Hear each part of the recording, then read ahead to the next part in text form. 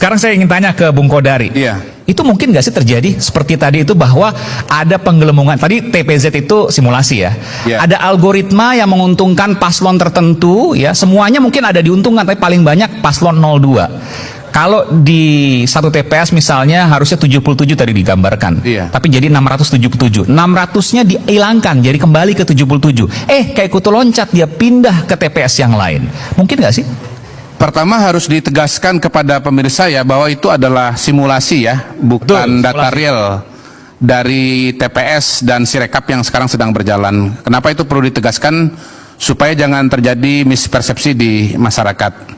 Persis saya tadi juga mau bertanya ini kenapa namanya TBZ, kenapa bukan TPS? Karena simulasi memang. Iya, bahkan saya lebih jauh lagi bertanya, ini sebetulnya daerahnya di mana, lokasinya di mana? Karena kalau bicara kecurangan itu, kita harus bicara spesifik TPS, begitu.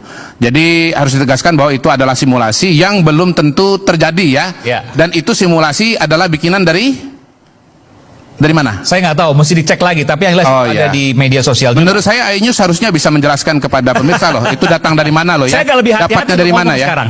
Iya, saya justru makanya ini sangat berbahaya loh, karena ini viral banget dan ini bisa saja disiarkan ulang oleh oleh netizen, oleh masyarakat dan seolah-olah itu adalah sebuah kebenaran. Nah, tadi kan disebutkan TPZ dan Ya. kita sudah sampaikan. Enggak begitu, enggak sesederhana Simulasi. itu. Ketika Anda mengilustrasikan bahwa itu adalah contoh simulasi yang terjadi, sebetulnya harus dijelaskan itu datangnya dari mana, sumbernya dari mana, gitu. Walaupun ada TPZ, enggak semua orang Ya, itu mengerti viral dan di media sosial memahami. dan kemudian Ya. disampaikan. Tadi ada sumbernya. Tapi saya ingin tanya begini. Ini nggak perlu hal yang luar biasa, hanya perlu logika sederhana. Pertanyaannya?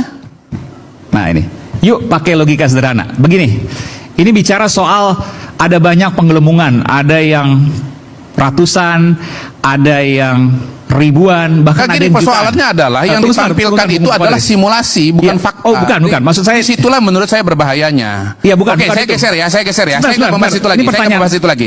Saya sekarang bahas soal masalah Sirekap. Kalau soal bicara penghitungan, kita bicara memang mekanisme yang diatur oleh undang-undang itu ada dua jenis perhitungan. Ada yang manual, ada yang elektronik. Pertama-tama harus dijelaskan bahwa ini adalah perintah undang-undang ya. Kalau tidak mungkin KPU melaksanakan. Yang kedua, saya mau meruntut dulu dari hulunya. Bahwa KPU itu jumlahnya tidak satu orang, tidak dua orang, dan tidak datang dari pemerintah. Itu diseleksi oleh DPR. Dan saya berani katakan di sini sebetulnya bahwa perwakilan-perwakilan dari partai politik itu semua ada. Ya, dari sekian anggota KPU itu ada dari Golkar yang memilih, ada dari PDI yang memilih, ada Gerindra yang memilih. Jadi dari logika dasar atau logika hulu itu saja, sebetulnya kalau mau dikatakan bahwa akan ada sebuah konspirasi untuk membuat satu sistem Anda katakan itu nggak mungkin. yang menguntungkan calon tertentu, itu hil yang mustahil.